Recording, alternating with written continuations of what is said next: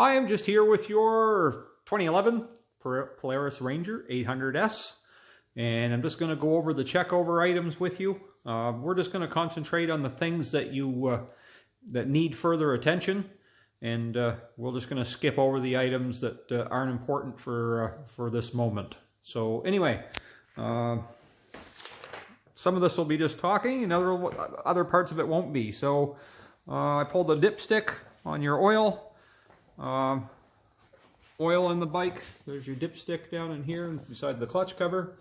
Oil in it is black, dirty, and it is also below the low mark by about almost 1/8 of an inch. So the oil is quite low in the bike. Let's see. Your air filter. Start of the season. I can try and blow this out, but I suspect there's a little bit of damage right here where she's been squished. I would recommend the start of the season right now, and you're going to end up replacing it later anyway. I would just replace that and be done with it.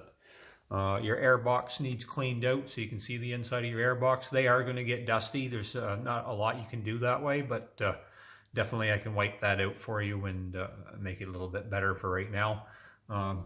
You had mentioned about wanting to go back to stock as far as snorkels and stuff are concerned. You can see right there that your that pipe coming in from probably about the 10:30, 11 o'clock position is a modification that's been done to the airbox. So that airbox would have to be replaced to be able to return it to stock. Next, let's see. Your front diff fluid, I'll change that. That's part of your service. It's just the extra cost is the fluid itself, but it's not in horrible condition in there, but it does need to be replaced. If you look at the front differential itself, you can see that's the left-hand side of it has indications that at one point I would say it was leaking fluid. It doesn't seem to be leaking fluid now. So, but that's just something that you should keep an eye on just in case. So every once in a while I'll show you where the plug is, and you can pull it out, pull the plug and check your fluid and see if it's milky or anything like that. I did note that the axles have been replaced in this. So anyway, onward. Rear diff fluid, a little bit different story back there.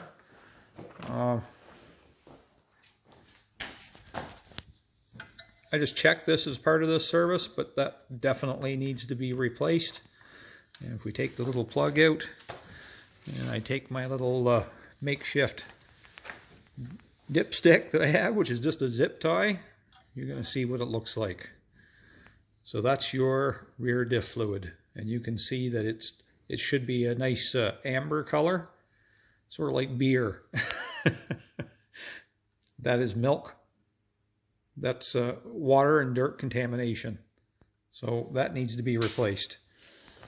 The reason that it's that color is because if you look at your right rear axle on this side, which we'll also come back to for a different reason later, you can see that this axle is all shiny and wet, and that's because that seal's been leaking on that right-hand side of the diff. So if it can leak stuff out, it can leak stuff back in, and you can see the result of that, and eventually you'll need bearings and a differential rebuilt. I did not check the mid-gear or the trans fluids in this. There's two other little spots here you can check in this. With the age of the bike and the mileage, and the fact that you just bought it, I would just recommend changing those. Don't mess around with that stuff. You don't want to have to rebuild a transmission or anything in one of these. It's quite a job to get them out. So we can just change that. Let's see. Your radiator fluid. First thing I noticed, your reserve bottle's empty. So there might be a little trickle down there in the bottom of it, but it's just residual. That's because of the way the bike is leaned. In the radiator itself, I pulled the cap, and I guess I don't know if you can see that. It's kind of a reach for me right now. Anyway, your radiator fluid, your coolant.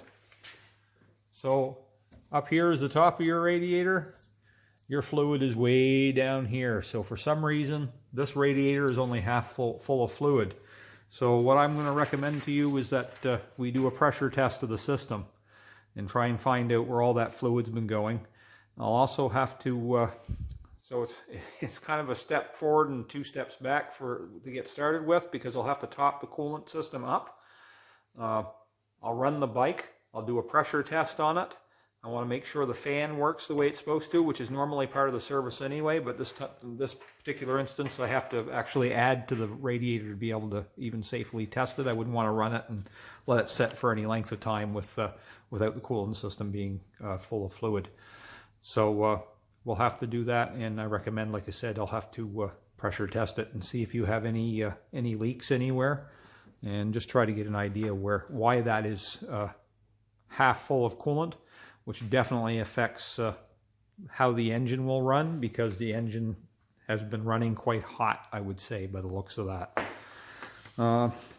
Next, let's see.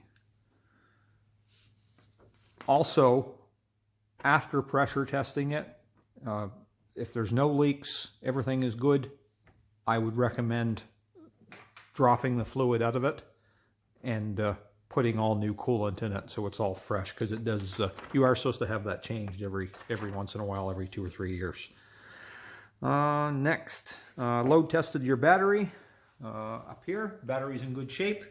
I would recommend you should get yourself a little trickle charger just to hook up to that when the bike isn't in use. If you're not using it every day, the batteries, they tend to end up getting low on charge. Yours is at 88% right now. It's rated at 310 cold cranking amps, and it's testing at 475, which is not uncommon. So she's still healthy. So you just save yourself a couple of $100. Get a little trickle charger. Battery will last you a long time. Next, tried out all the exterior lights on the bike. Headlights work. Tail lights work. Brake lights work. So the headlights work with the sort of a tongue-in-cheek, because the low beams don't work. The high beams work, but the low beam bulbs are blown on both sides. So you need new headlight bulbs, because they are one unit. There's not 2 bulbs in there, just one on each side. Steering. Left and right outer tie rod ends need to be replaced on both sides. So it's kind of hard to show you that play, but there's play on both sides for that. There's a lot of stuff here for steering. Let's see. Both the tie rod boots on both sides are torn and ripped and have been open to the environment. So that means you see that greased area? That's supposed to be sealed up. That means water's been going in there, grit's been going in there, and that's the same on both sides. They're tore on both sides, and they would both need to be replaced. On your steering shaft, so you can see sort of in the center. My camera doesn't focus very well sometimes, so we'll go over to the other side. Your steering shaft goes into the top of your gear case, or your rack, as some people might call it. That U-joint, that's bad. That needs to be replaced. So that means we have to pull your steering wheel, pull this top of your steering column, and that's to the other end of that shaft. So that lower U-joint for sure needs to be replaced. Let's see what's next.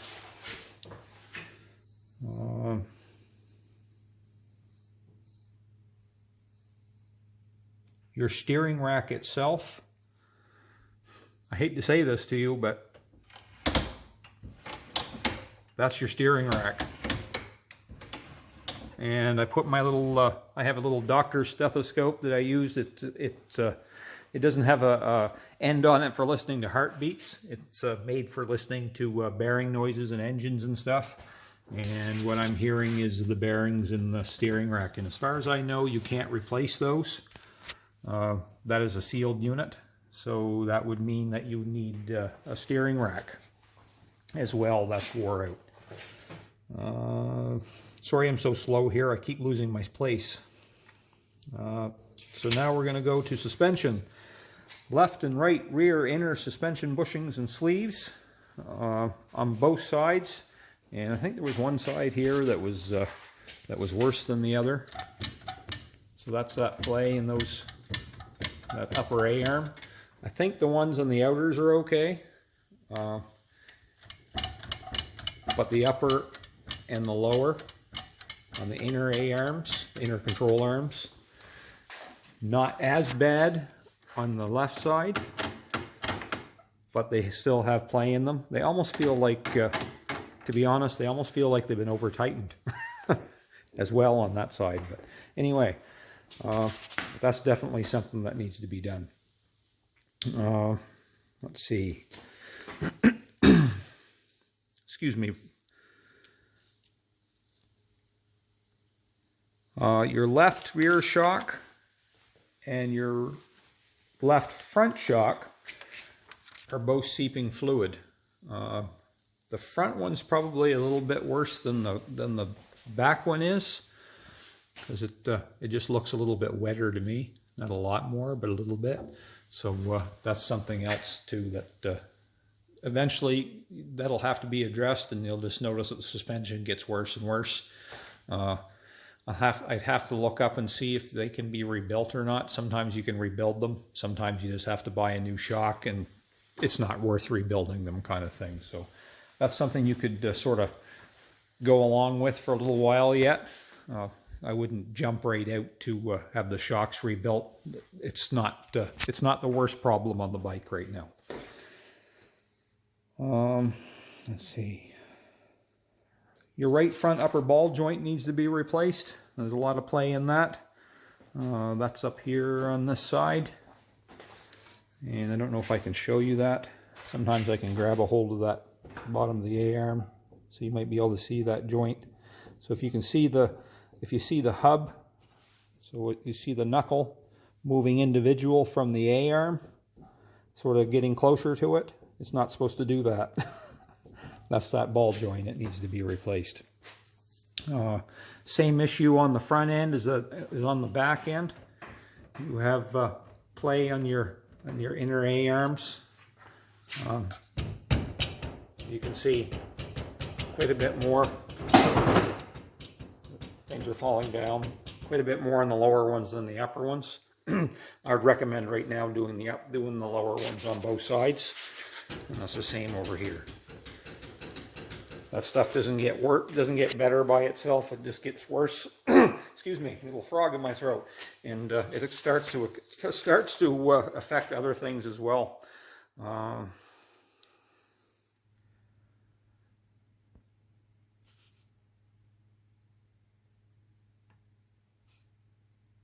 Your shock mount bushings. Now, these once again, shocks. See, they're made by Fox. Sometimes at Polaris you can buy these bushings. Sometimes you have to buy the whole shock. So a lot of people won't even bother replacing them. But they definitely have wear on both sides. And when I went over the bike, I also noticed another little thing. You can see where people did some quick work on this. That bolt's not tight. So that's got a lot of extra play in it. Some of it's because of the bushing, and some of it's because the shock's not tight. So you can see this bushing up here in the top end as well. So that's fairly common. These get beat up in them. Doesn't mean you shouldn't fix them. Just means some people don't. I'm sorry to make you pause so many times here. There's a lot of notes, and I just got to keep finding my spot again. Lower arms, sleeves, left lower shock mount, bolt not tight. U-joints. Your front prop shaft. So this is called a prop shaft, or some people might call this a drive shaft. That's the same, that's your U-joints. That's the same front and rear. So that prop shaft needs to come out.